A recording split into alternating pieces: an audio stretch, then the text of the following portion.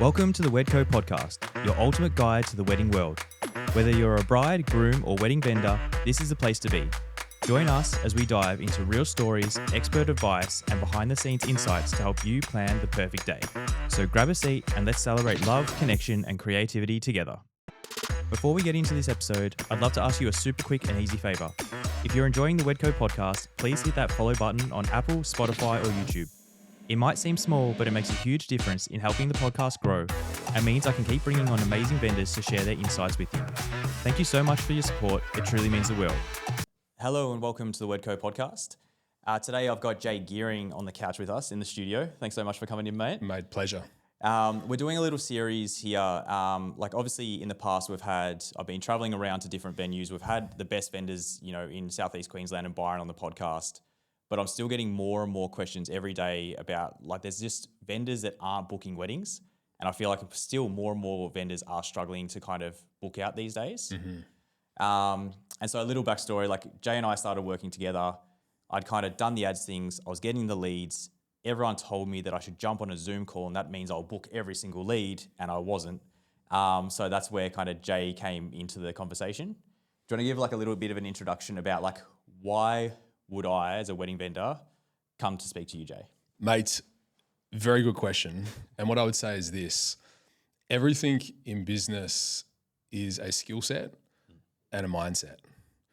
Yes, you need systems to help you deliver those skills in a specific way to get a certain outcome. But in simple answer, I would say if you don't feel like you're reaching your full potential in terms of growth, in terms of scaling, in terms of hitting those goals that you have for yourself, then it's definitely something we can work on. Mm-hmm. And it's normally something to do with an internal belief structure around what you believe is possible because of your past experience or maybe who you look to into the marketplace, the industry, et cetera. But quite often as well, it's a simple 1% pivot or shift as to how you're doing something. So when we first worked together, I know we were chatting through your process.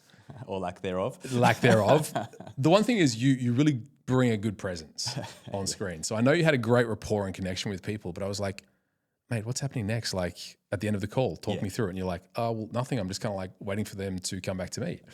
Book? I don't know, maybe.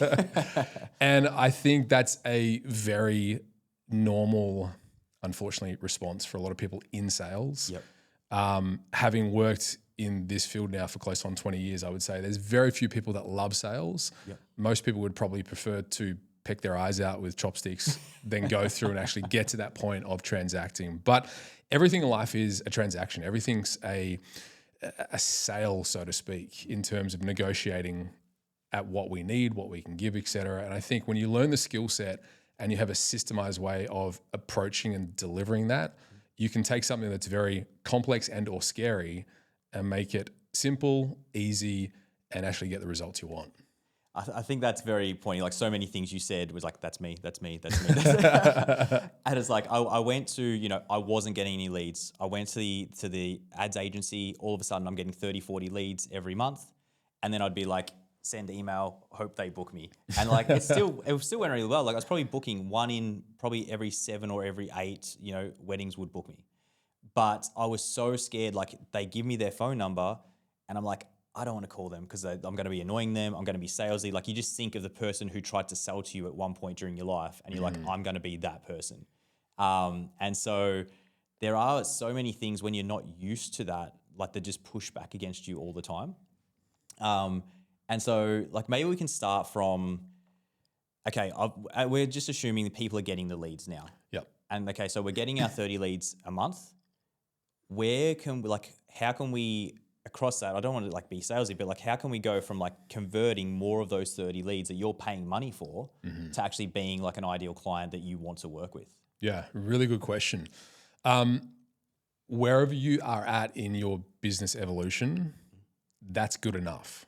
We start with what you have and we work out what's the 1 or 2 things we can do better.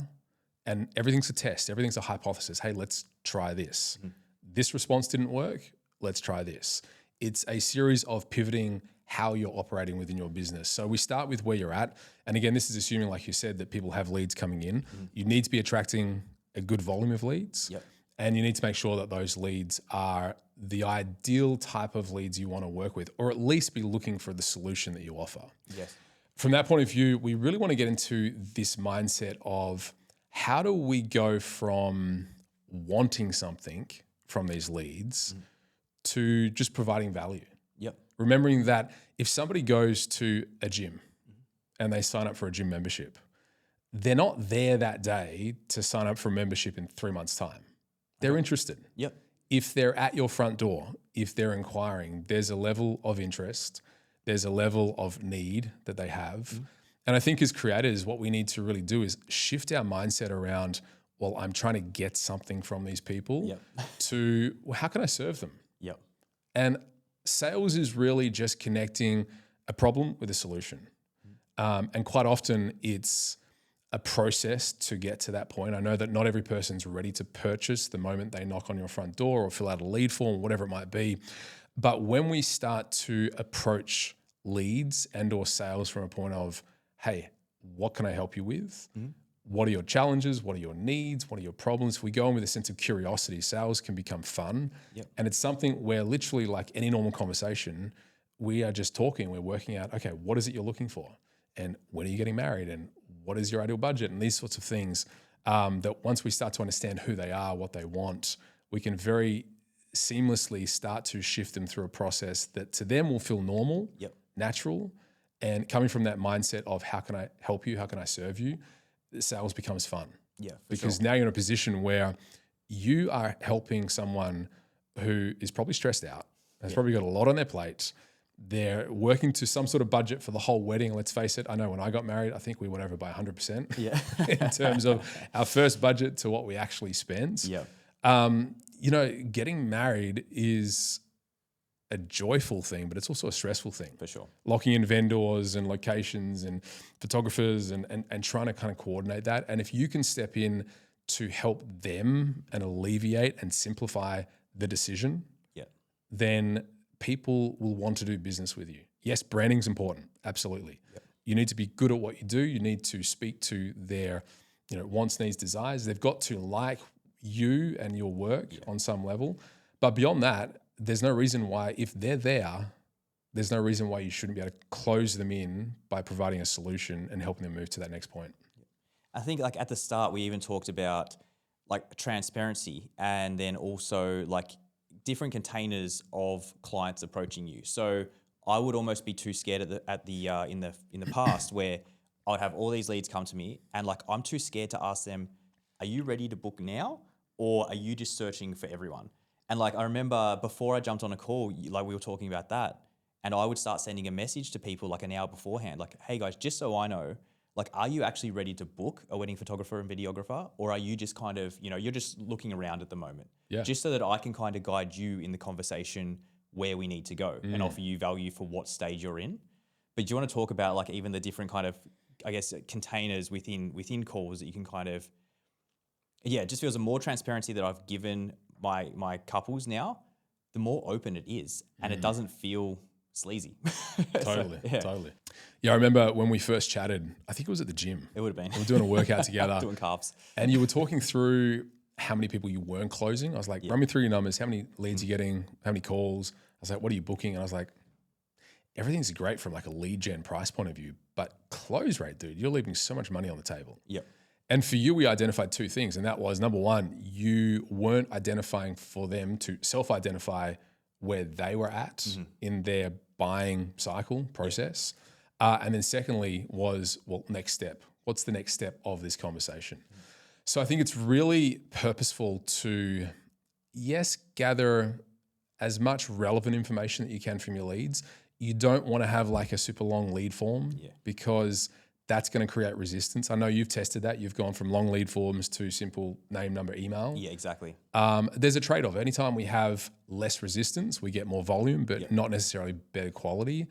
The greater the resistance in terms of information they have to give over, yes, they become more and more qualified as they go through the process, but it's finding that magic flow between the right volume at the right resistance relative to how much time you've got to qualify those leads and jump on calls and do Zooms, etc.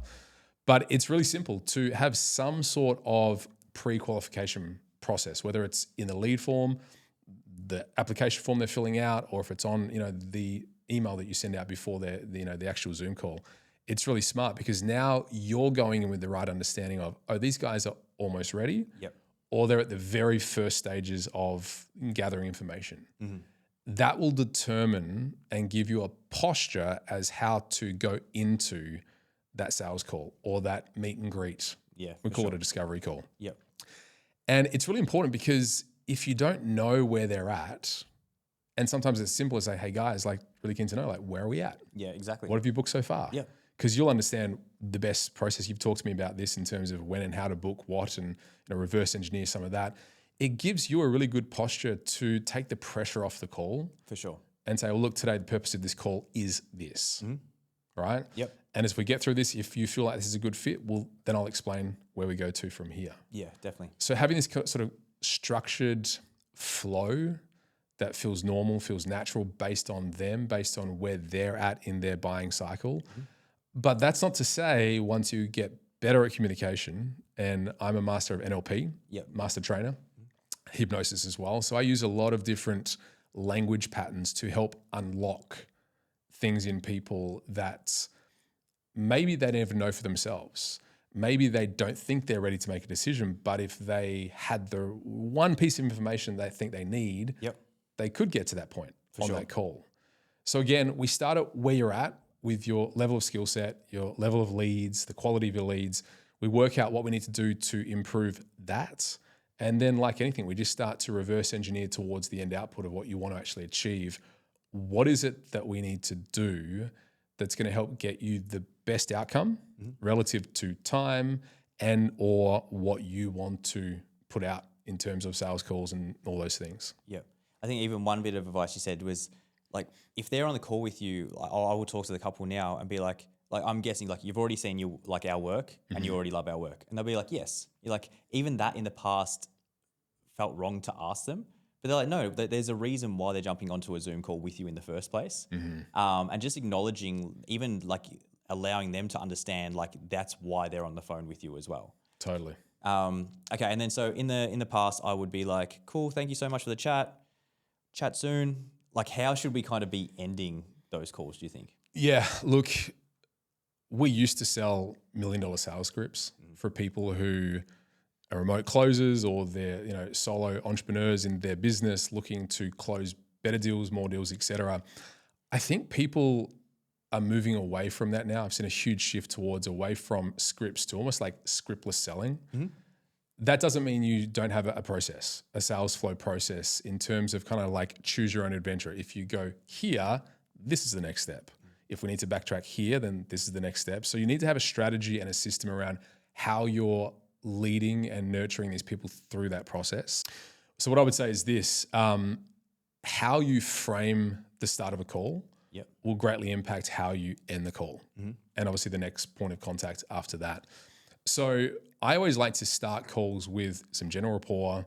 We lead into this is the purpose, kind of give like a structure of this is what we're going to do today. We're going to explore this. And then I kind of hand it over to them. So what do you want to get out of this call today? What do you need? What's your wants? Where you're at? And you sort of start to gather that information. If you do that well, then what happens is people will generally give you the information that you need to help them get to a point of making a decision. And for me, coming from the coaching space, consulting, working both business to consumer, worked with probably over 5,000 people in different businesses I've launched and run, to then obviously working with businesses as well. This process of discovery, genuinely wanting to know what it is, their problems, their needs, their wants, gives us the information to literally solve that problem for them. So the next point of, I guess, step in the process would be taking them through to whether that's a point of sale, if they're almost ready, if you feel like you've got enough information. If they're not yet there, then you might have a deflection piece, which is kind of like go away, do some homework, or you can send them some things. But I would always look to like keep that nurturing contact going, whether you rebook a call, if they're not ready to move forward. But I think a lot of people are actually afraid to ask for the sale. For sure. Have you heard enough today to make a decision? And they might be like, I think so. Okay, cool. Well, here's where we go to next. we require this for a deposit. These are the payment terms. This is where we go to. And generally speaking, if you've done a really good job at understanding their needs, wants, and kind of handling objections as they come up, there's no reason why you can't move forward to taking a deposit and getting that booked in. Yeah, for sure. And it is. It's like not being scared to ask those questions. And yeah, because like even like you get to that point, like I've had a few lately where I'm like, cool, this is usually what we do for the deposit. Does that work for you? And they're like, oh, we're a bit tight because we just booked our venue last week. You're like, okay, that's fine. Like, what would work for you? Like, if we did 2 different payments of half of that amount, would that work? And they're like, that's perfect. So even just like little things like that, being able to ask, and then you're getting off the phone call. I don't think people are still booking on the actual call, but like I'll be sending them through like the formal quote at the end of the call. Like I've just sent that through to you, and then they kind of go on and do that like straight away afterwards. Yeah, beautiful. But it's like they have committed, but there's still this feeling where you get off the end of a call and you're like, hope they booked. But it does, like, just having that open discussion with people, I feel like they're more confident in your services. Yeah. Because in the past, like, cool, we had a really cool conversation with a photographer, but there's no, I guess, real confidence in the actual business built up around that rapport building. Yeah. For me, I always see selling is kind of like dating. Yep. Right? Flash back to, dancing at the disco when we were 16, 17, 18 years old, or even going up to someone in the club or whatever it might be. There's always this level of apprehension. It's a little bit awkward. It's kind of like, well, I kind of like you. Do you like me? Yep. There's always going to be a natural element of discovery, shall we say. But once you start to do the dance with someone, there's no reason why you can't lead confidently. They're there with a problem. Mm-hmm. You're there to help them solve that problem. And the problem is this: they want to lock a photographer in. They need to make a decision. Yep. So every sales call for me is kind of like a breakthrough of sorts. I need to help coach someone to that point of decision. Yeah, for sure. What is it that they need? And what you did really well there was you kind of took their objection of, well, we can't afford that. Mm-hmm. Okay, cool. Yeah. No worries. What can you afford? Yeah. It shows a real openness, and it's a very clever kind of questioning strategy of working with them to show that you are willing to tailor their whole experience. Yeah, for sure. And they'll get a good feel for that straight from, the very moment they jump on a call with you. Yeah. Because like they also might have just gone away, been embarrassed that they couldn't pay for the deposit now, and then that's the end of it. And there was no fault of anyone's, but it's just they didn't want to come to you to tell you that they couldn't afford that deposit. True. Which it does happen a fair bit where like people are too scared to tell you that you're too expensive for them. Mm. Like, that's fine. Like, there's different budgets for everyone. We might be able to work out, like, I've got, different lead shooters that have different rates. Maybe we can work someone else in. But I feel like you need to be more and more transparent yourself to allow them to do that as well. Yeah. A good way to do this might be to kind of like sort your leads into buckets. Okay. Let's call it a just getting started, looking for information bucket versus done all the research. We're at that pointy end now where we need to make a decision. Yeah. It's come down between you and 2 other photographers, for example. Something that I know really helped you was we kind of looked at your leads as being in 2 different buckets.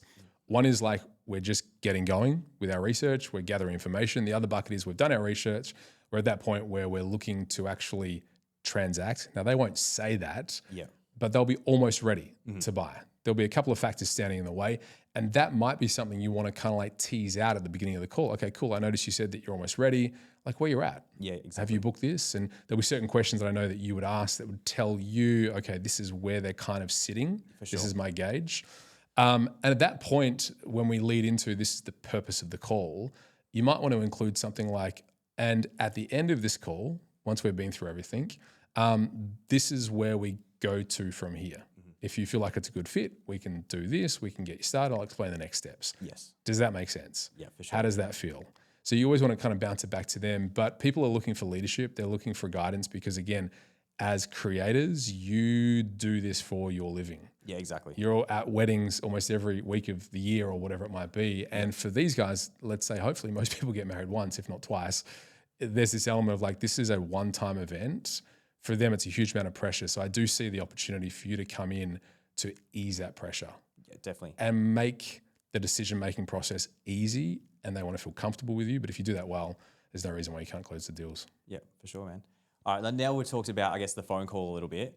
One thing that I still haven't broken through, and I feel like this would be a lot of creatives in the wedding space, would be, okay, I wouldn't pay X amount of dollars for wedding photos, but I want to be a luxury wedding photographer and I want to charge that amount. And then it's really hard for me to get on a phone call or a Zoom call and be like, no, you should pay this for me. Like 100% you should. But there is this thing in the back of my mind, like, I would never pay for that. So like I know you're kind of especially around like mindset as well. Is there anything we can do to kind of help unlock that a little bit for us? Mate, this is so common for every person in business. The level of your success will directly link back to the comfort level that you have around that success. Literally, at a nervous system level, you're going to have unconscious programming, identity issues, belief issues around what's possible, but also what you feel worthy of. It's not woo-woo, it's science, it's backed by neuroscience. We know that the level of your success is always reflected by that internal relationship to self and also to money. So there's two elements to this. Element one is we have to model someone. You've got to choose a goal. You've got to choose a number. So if you're currently shooting at 5K per wedding and there's someone you look up to in the space who's got great branding, they've positioned themselves really well, and your goal is to go, let's say, 8 to 10K a wedding. That's a big jump, right? So we start small. We reverse engineer that goal to create a very clear pathway that helps you get there within a realistic time frame. The clients I work with, I typically ask them to half that time frame to get them really uncomfortable. Because to change, you've got to get uncomfortable. So the quicker you get used to being uncomfortable in that process of growing and evolving, the quicker you can start to step into. And you've got to remember, you just need to hit one home run. Yeah, exactly. You just need to close one deal at like 6K and then at 7K and then at 8K. And you're like, holy moly. That's possible. For sure. So from that point of view, you've got to have this kind of like, where do I want to get to from a pricing point of view, remembering that you are not your client. Yeah, for sure. That's the biggest lesson I would say is do not think or assume that because you wouldn't pay that or you wouldn't see the worth in that, that somebody else doesn't. Pricing is highly subjective. What's expensive for me is cheap for somebody else. Exactly. So I think if you're clear around kind of like where it is you want to go to, then reverse engineering that's really simple. We look at, okay, how many weddings do you want to book per year? Yeah. And then we break down the math of you're currently charging 5K.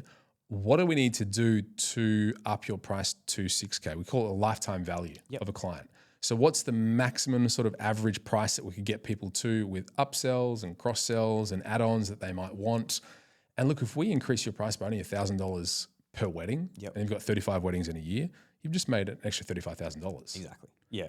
So from that point of view, we want to have a very clear outcome of where do we want to get to, who in the space is already doing that we can kind of model it from kind of an internal perspective point of view. And then let's remove the emotion.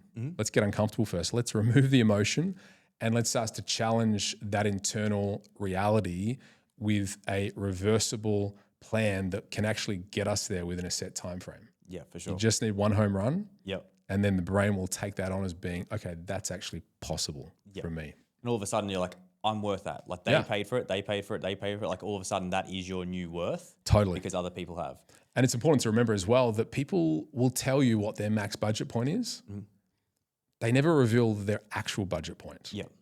They'll always reduce that number. It's a psychological thing that we all do. Like if you're going to go bid for a house, you're not going to walk in and offer the absolute top dollar that you can afford. If you really want it, you're going to go in there and pay what you think it's worth. But if you have to outbid someone, I mean, I've done it before. I've bought a place at auction before. I spent a lot more than I really wanted to, but I really wanted that place. For sure. So from a price point, you can really create a range of, okay, my ideal client sits here somewhere between 5,000 and 8,000. And then how do we create some products, upsells, strategy to just put it before them and say, hey, this is our base package, but we offer this and we offer this. As a rule of thumb, you want to have at least 2 or 3 different price points that are reverse engineered and tailored to suit your goal, to stretch your belief in yourself, and then start to fine tune that as you go along. Yeah. It's funny you say that because like there's been times where I've got inquiries and I was like, yep, they're going to book me. And then I'll find out like a week later they haven't. And then I've got like friends that will charge like double what I do and they've booked them. It's true. And so my whole thing has been like, oh, it must have been too expensive. And then my buddy is like, oh, book that couple. And you're like, and so you never really know, but the first thing that will come to your mind was that it was too expensive. But you might have been too cheap. Yeah. They might have seen you and seen like what you were charging, and they're like, well, I had this in mind for what I wanted to pay, so you mustn't be as good as that. But it can definitely be scary. Let me ask you this. Yeah. Most people sit around what price point as a photographer? I would say photo, like I think $5,000 is safe to say like kind of that mid-level. Mid-tier. And I feel like there's a lot of people, there's a majority of the industry would be around that mark. And top tier would be like 8 to 12,000? Yeah, something like that for sure. Like depending on like, you know, if you're in Sydney or Melbourne or what type of weddings and niches you're in. Yeah. Like, yeah. The reality is the mid-tier market is more competitive. For sure. Because more people are comfortable to stay at that price point. Sometimes the craziest things can happen when you choose to fish in a bigger pond. Yep. In terms of price point, it's smaller in terms of competition, but bigger in terms of opportunity.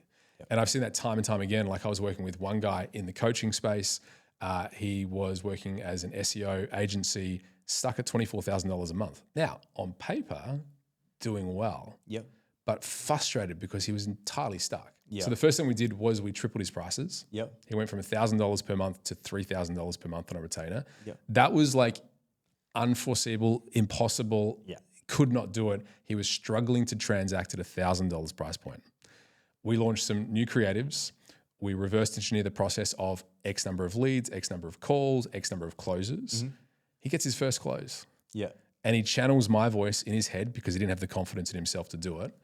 And he gets to the end of the call. He's like, holy, I just sold on this person for a minimum of, and he was doing like the math in his head. Yeah. He went from $24,000 a month to over $45,000, $50,000 a month at his first growth point. He's much further past that now, simply by upping his prices.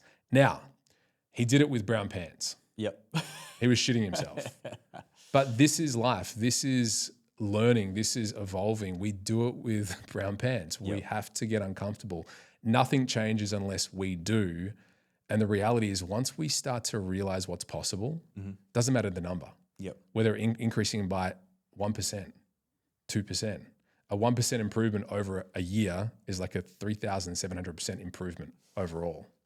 So we overestimate what it is we think we have to do to actually get the result we want, when in reality, you don't have to do that much differently. Yep. You just have to be really intelligent and really strategic in a way that's going to get you to your goal and have someone helping you, guiding you, encouraging you through that process, because business is lonely. Yeah, for sure. That's why it's so important to be a part of a group and or get mentorship and or get help on any one of those 1%, whether it's sales or marketing or branding or whatever it is. Yeah. If you don't have the skill set, get it. Yep. If you don't have the mindset, get it, and then develop the systems around that that actually will get you to your goal. For sure. And it's like, and that is coming back to like running it like a business. Like I was saying, like I was booking 1 out of every 7. Then after like we had our, you know, coaching calls and everything, it was like 1 in every 5. And then if you put that into perspective, you're like, cool, now I'm booking, you know, like it was crazy. It was like $100,000 more weddings just because I went from 7 to 5. On 2 simple shifts with your sales script. That's exactly. So, but there are so many little pieces like that along the way that you can just like pick up little bits like that too. Totally. So like, okay, we want to expand. We've been at $5,000 forever. Everyone wants to be in that luxury market. They want to kind of go to that 8 to 10. In the past, I've been like, okay, once I hit 30 weddings, this is my milestone. Then from that point, I'm upping my prices. I will go through 3 sales calls. None will book me. I'm like, I'm not worth that. Back to my safety little thing down here. And then it'll probably take me like another 6 months to be like, Building let's the go again. confidence. Let's go it again, you know, and like build up that confidence again. Does it just have to be scary? Is there any way we can kind of make it less scary? Yeah, the way that we make it less scary is we increase your chances to win. That comes down to volume of leads. Yeah.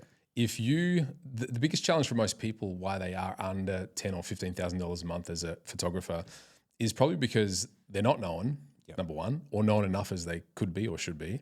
They're overlooked and or they're underpaid. Yep. They're the 3 main reasons. Now, if we solve those 3 problems, if we put you out, we upgrade your branding, we upgrade your presence, we use boosted ads and specific targeted ads to actually get your imagery out in front of people that you want to know and they want to know you. now we're in a position where we're increasing your chance to win, and it literally comes down to a numbers game. There's 4 aces in a pack of cards. If I shuffle those cards, if I told you that each one of those aces is worth $10,000, Yep. are you going to stop if you turn over 7 cards and you don't get one? Yeah, Are exactly. you going to stop? No. You'd be crazy. There's Yeah. $40,000 in the analogy there. Yep. You're going to turn over every single freaking card until you get the result. Yep. So if we increase it, we remove the emotion, we get you uncomfortable in the sense of putting you into, okay, I need to learn, I'm growing every call, I'm getting better, I'm making those little 1% reflective iterations to how you're showing up on a call, et cetera. Then what we're doing is you need to reframe what success and failure is. Mm-hmm. If you get 3 no's, it hurts. Yeah, I get it. I'm a piece of shit. But you need to iterate. You need to show up. You need to do the reps. Yep. Arnold Schwarzenegger didn't look like a beast overnight. He showed up. Yep. Volume and reps. And so what we can do is if you can gamify the process. So let's say, okay, there's 4 aces in this pack of cards. They're each worth $10,000. What's 52 or 40,000 divided by 52? No idea. Whatever it is. Divide the total number Yep. by 52. Yep. Don't place all of the win value and all or nothing, did I win or did I lose, on the ones that say yes. Mm-hmm. Every no is worth money. Why? Yep. Because it's getting you closer and closer to that ace that you're going to turn over. Yep. It's a numbers game. And that's where at the beginning, when you're not so good at sales and or it's clunky and it's awkward or whatever it is, whilst we're developing the skill set and the systems to get you there, you just need volume. Yeah. You need to be able to go through so that you know, well, it doesn't matter. He said no, they said no, but I've still got 20 people lined up that want to speak with me. Yep.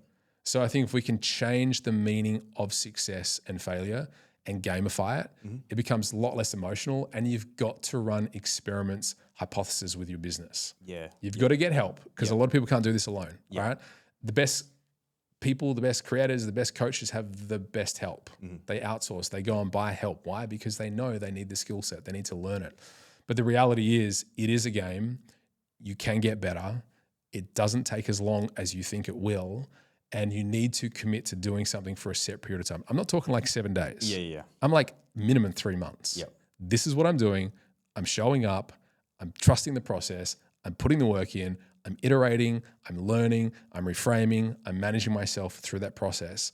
I guarantee if you do that well for 3 months, you will have such a mindset shift around what's possible for you in your life that you will not want to stop, because now you have a taste for this is possible. For sure. And regardless of your number in terms of weddings per year, there's always capacity for growth. We can up your price.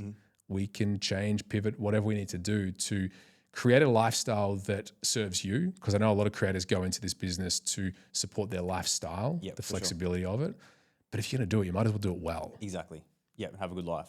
It's crazy when you talk about the mindset. Before I started doing the advertising, I was like, no one's booking weddings. It's not my problem. It's just like no one's inquiring with me because no one's getting married anymore. Was that a worldview for yourself? Like, this is truth for the world. This is what's happening in the marketplace right now? Yeah, I think so. I think it was. It was like, 2 years ago or whatever it was. I was just like, no one's got money. Just no one's booking weddings. So it mustn't be anything I'm doing. It must just be, And then like I started running the ads, and you're getting like 30 to 40 leads every month. And you're like, people are getting married. Like, and then like you talk to other people like, nah, people aren't getting married. I'm like, they are. They're just like, they're not seeing you. Yeah. You're not seen, you're overlooked, you're underpaid. You solve the first problem. You increase the number of eyeballs on your content. You had a very simple ad strategy, right? Yeah, exactly. Yeah, like landing to, here's what I do. If you want information, fill out this form. Yeah, exactly. Hey, presto. Yeah, we want to work with you. Yeah, for sure. And I think what works for you as well is you got to be a nice guy, nice person. You've got to really care. And I think most creators are, because they're artists at heart. They're there to serve, to create and curate and stuff like that. But I think that's what's worked well for you is you know how to build really good rapport with people, and you can't underestimate that, because people buy from people that they like and they trust. Yeah, for sure. If you can establish that sense of rapport early on, even with your branding, even with your ads, even with whatever it might be, following leads up. I can't tell you the number of people that I've worked with that have this plethora of leads coming in. I'm like, what's your speed to lead? Oh, we usually get like 1 to 3 days. I'm like, huh? I'm like, those leads have a problem. if you don't get in front of them, first to market, first to call will be in front of them and probably close the deal. Yeah. So I think speed to lead is crucial. You've got to have the ability to nurture people. You know, I filled out something recently and I had a voice message from the person to my WhatsApp because he got my number. Yeah. And I was like, that's pretty cool. Yeah, for sure. He took that time out to shoot me through that really simplified thing. Now, the reality is it was probably a pre-recorded voice message, templated out, systems, etc. But the feeling from me was like, wow, like that's someone who shows attention to detail. Yep. And I'll always lean in. If somebody shows up and has that attention of, hey, I'm here, what can I do? I'm here, like really looking forward to, man, you've got my attention. I want to go back on just a second ago how you were talking about like raising prices as well. And like something just clicked as you were talking was I talk to people who aren't advertising and I'm like, put $1,500 a month into advertising, you'll get leads. And it's such a no-brainer for me, but they're like, nah, can't do it. But I'm like, here's the proof. And they still won't do it. Mine, when we were just talking about like, I'll try and go up in prices and I get scared and come back down. I was like, I could triple my ad spend and be spending $4,500 every month, be getting 90 leads a month, you know, theoretically, instead of 30. And then I've got like 60 extra ones to try with, essentially, to try this. If one of those people books at double the price, you've covered your ad spend for the whole month. So it's like, but I think it's like without having this conversation, without having other people to be able to tell you that, that would never come into my brain at all. It's risky, number one, because it's unknown. Number two, and I know this well because my very first business was a gym. And it was in South Australia, Adelaide. And Adelaide's a really unique market where if you tap into the right core group of people, you can grow through referrals. I didn't do any real marketing. I had a regular slot on 5AA, so I got my voice out there. But my minions, my clients were out there. 1 became 2, became 4, became 8, and it just grew naturally. Now, when I launched online, going back now 12 years, and I was launching a high-ticket coaching offer, I had a really rude awakening because I'm like, I got to pay to put myself out there, number one. I'm like, do people know my expertise? This was my feeling. It was like I went from a small pond. I was the biggest fish in a small pond, succeeded really well, and now I'm a very small fish in a huge pond that no one knows me. And I'm like, this is really challenging my ego because I'm so used to referrals. Referrals are great. Let's not knock the value of referrals. But when it comes to doing business, I always say this, and it's not that we're playing pokies, but if you put $1 into an ATM and you got $5 back or $10 back, I don't know about you, but I'll be sitting there all day. Putting dollar coins in. And the reality is there's a cost to business. There's a cost to market. There's a cost of sale. There's a cost per lead, cost per close, whatever it might be.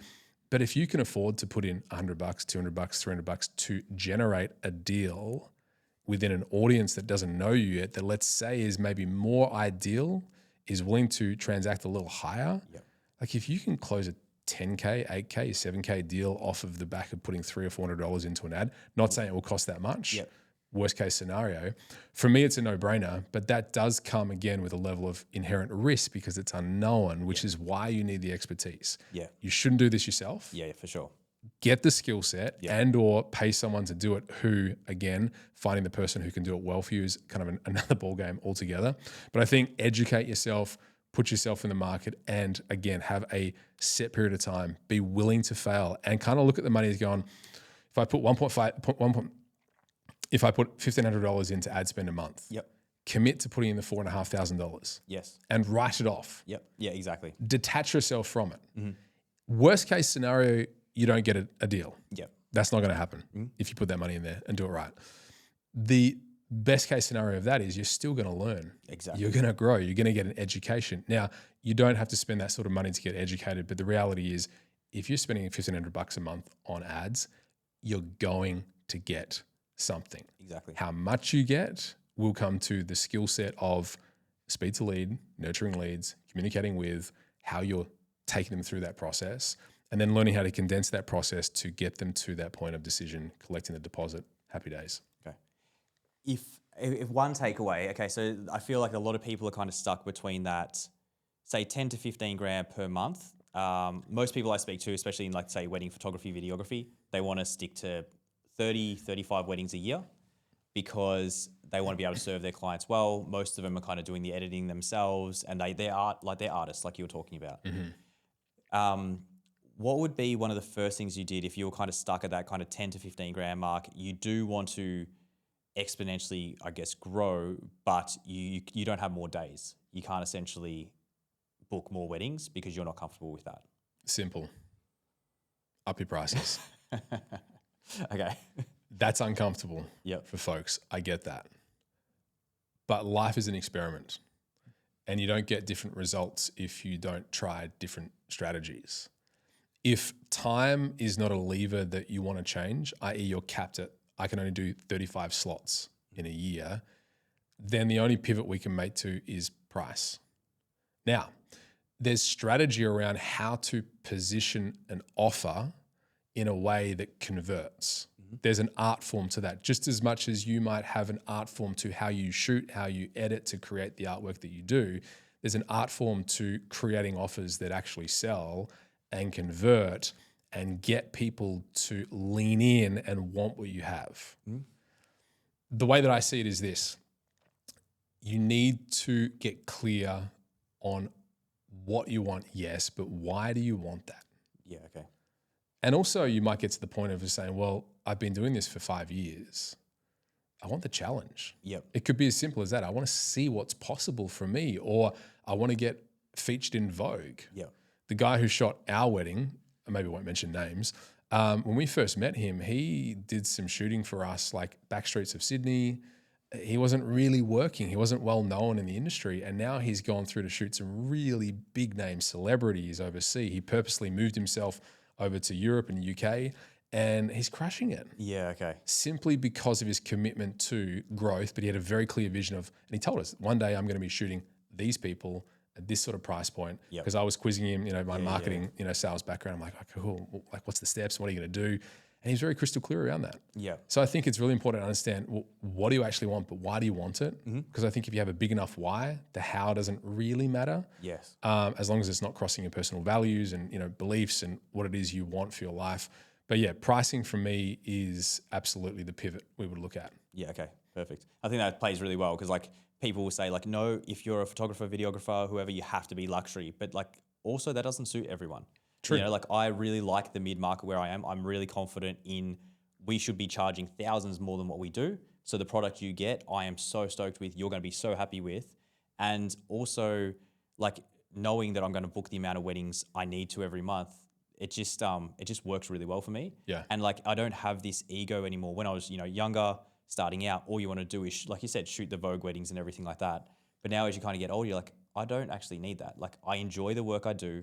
It gives me the money that I need to be able to support my family, and that's enough. Like I like that. Yeah. But then there's obviously other people in their journey that everyone's got different trajectories as well. Yeah. But yeah, I'm definitely over the fast of like everyone needs to be a luxury, wedding photographer and charge hundreds of thousands of dollars, but that's probably not suited for everyone either. No. And so I think it is like getting really clear on where you want to be within the industry. Yeah. I mean, this business we're talking about, it is a lifestyle business because it's an extension of your own creative self. People don't go into photography, I assume, I don't know this, to become multimillionaires. Exactly. It's a different vehicle. Yep. It's an art form. You are literally creating art. You are dancing with, and no two weddings are the same. Yes, you have a style. Yes, you have a way of shooting and working with people. But I think charging more and or earning more is not a bad thing. Yep. Money is a tool. It is something that we can use to better not only ourselves, but also those people who are around us. Yeah, for sure. Money is a tool that we can use for good. And I think a lot of people, if you have a resistance to that, then we would say, well, what do we need to do to heal that relationship to money at a core root level? Yeah. Because money is a very emotive thing. Yeah, exactly. I was working with a client recently and he's stuck at a pretty good price point, working as a remote closer. Yep. And his peers are all progressing and making more and doing really well. Like I'm talking, around 30 to 50K a month as a remote closer, very good money. And he's slowly he hit this kind of ceiling point and now he's slowly pulling back down. And so we went through this really simple process with his eyes closed to speak out loud. I feel comfortable, I feel safe earning this much per month. And we keep going down, down, down, down, all the way to zero. Yep. His safety around money wasn't there because of some childhood things that he'd gone through in his upbringing. But we went through and we cleared that. I use a lot of hypnotherapy, a lot of other work to help reset, rewire the mind's relationship to money. But again, growth is tactical, it's internal, it's strategic, it's spiritual, it's all those things combined. I think it's really understanding yourself and then again, getting that support wherever you feel is your sticking point today. Yep. Get support there, solve that problem, and then solve the next problem, and then solve the next problem as you continually grow. And then one day, like you look back, because we've shared this story, and you can't believe what you've done. Yeah, exactly. Compared to where you were for a number of years and what you've achieved in a very quick period of time. Yeah. Once you look back, it's like, wow, yeah, that's cool. Yeah. And you're just like, I wish I had done that 10 years ago. Like, why? Totally. It's funny. Like I was doing that as well recently with my own mentor, and I had this big aha moment. I was like, ugh, that's good, but it really hurts because I wish 2 years ago. It's like, no, now's the perfect time. Yeah. Best time to plant a tree was 20 years ago. Got it. Yeah. Second best time is now. Yeah. Take action today.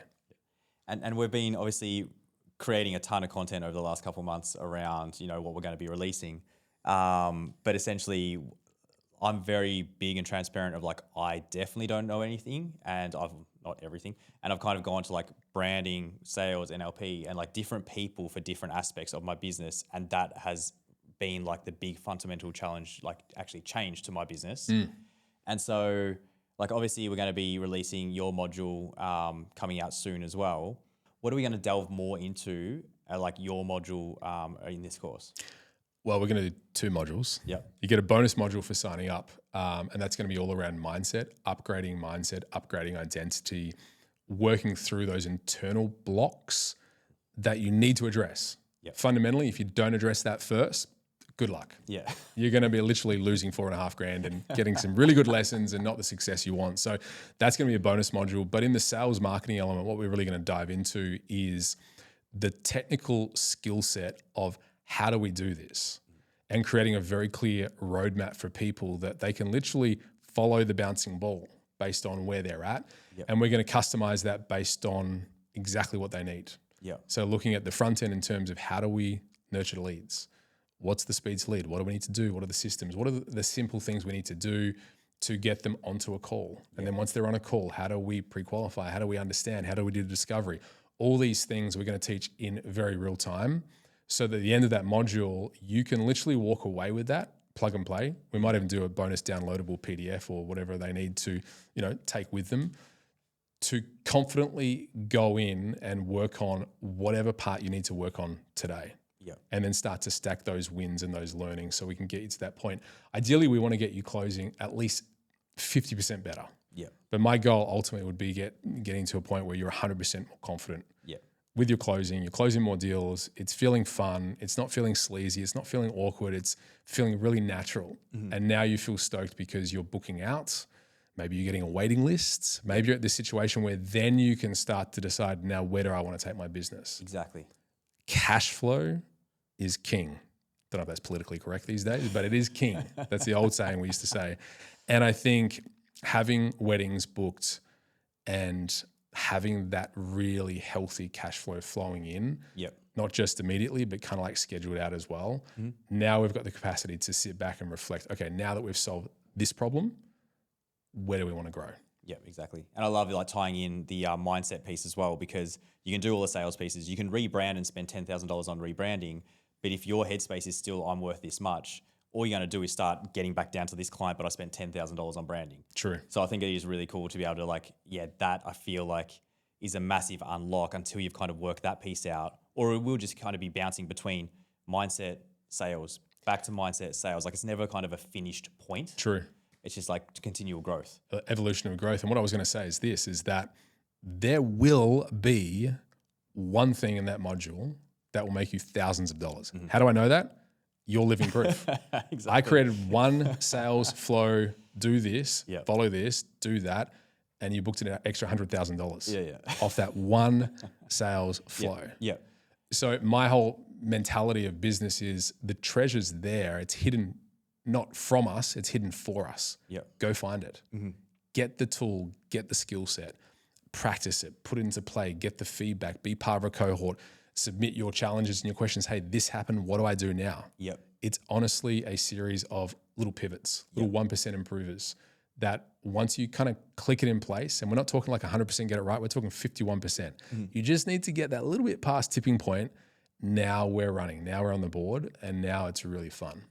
I love that you were talking about community a second ago. Like I can even imagine a world where people are recording their sales call and be like, guys, what did I do wrong here? And like just getting that feedback, because that was like, I'd send you my, like Fathom would record it, I'd send it to you and I'm like, I did great. And you're like, but like you didn't ask for a sale or anything. I was like, I had a good conversation, you know. Maybe we should do that in the cohort. Maybe we should actually do live reviews. Yeah, I think it'd be awesome. Like just like we're trying to build everyone up together. Yeah. Yeah, it's not going to be personal attacks or anything. It's like, this is what you could do better. And the thing is, we're all on the same journey. Yeah. We're playing at different levels, different price points, but we're all facing the fundamental same challenges in business. Business is not all that different. Okay, yeah, if you're working $100 billion, I mean, your complexity of business is going to look a little different. But fundamentally, people have a problem. We have a solution. How do we connect the dots? And quite often it's mindset, standing in the way, right? Yep. I've seen people I've worked with before they've worked with me actively like, I'm not comfortable to take your money. I'm like, why? Just take the freaking money. They want your help. Exactly. They're ready to move forward. Like, it's really fun. Like, I think if we can remove the complexity, remove the sense of business is hard, money's hard, that no one's getting married. Like, once we shift your perspective and we give you the tool set, the skill set to move forward, now you've actually got something you can refer to and pull out. Oh, they said this. What did Jay say? Okay, let's refer real quick. And you can have your notes up on the screen. Yeah, exactly. While you're doing Zoom calls. Yeah, for sure. Right? To then obviously refer to, and it's an ever process of learning. But again, once you dial this in, once you're at 51%, it becomes so much more easier. Love it, mate.